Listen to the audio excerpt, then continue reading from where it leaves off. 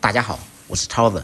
木耳烧腐竹怎么做？筋道入味又好吃。很多朋友将腐竹直接放到清水中浸泡，那样就错了。今天我来教你正确做法，让一道素菜吃起来有吃肉的感觉。首先准备一小把木耳，加入1小勺白糖，加入温水浸泡。白糖可以减少泡制的时间，10分钟左右就可以泡发好。买回来的腐竹不要直接用水泡，直接泡的话，口感和味道会差很多。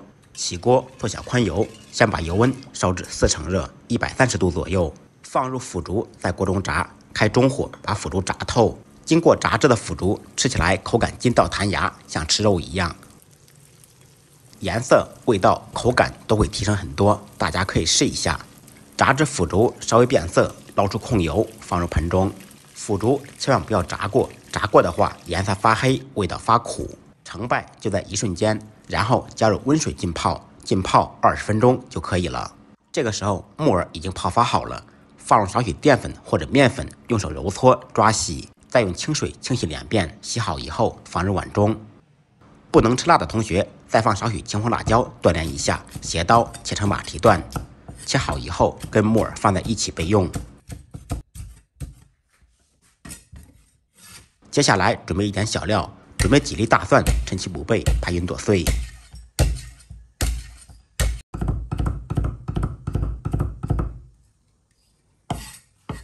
小葱切成小段。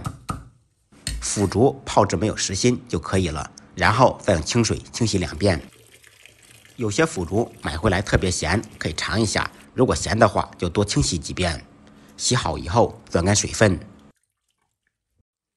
烧腐竹要想好吃，离不开花椒水，家里面有条件的也可以用高汤。花椒水就是用刚烧开的热水浸泡花椒而得来的。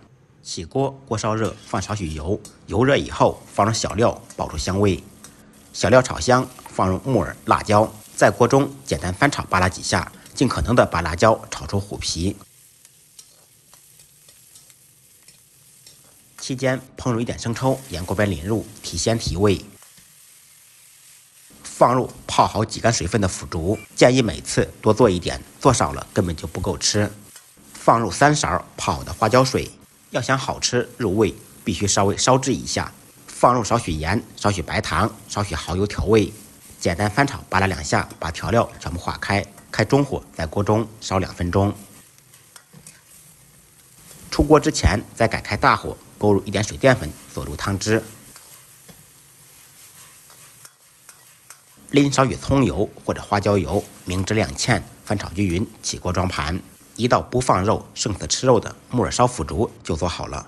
学会这道菜，可以给家人、给朋友露一手。喜欢吃肉但是不想买肉、想减肥的你，可以试着做一下。不好吃，您提着肉来找我。感谢支持点赞，再忙再累，记得按时吃饭。下期视频见，拜拜。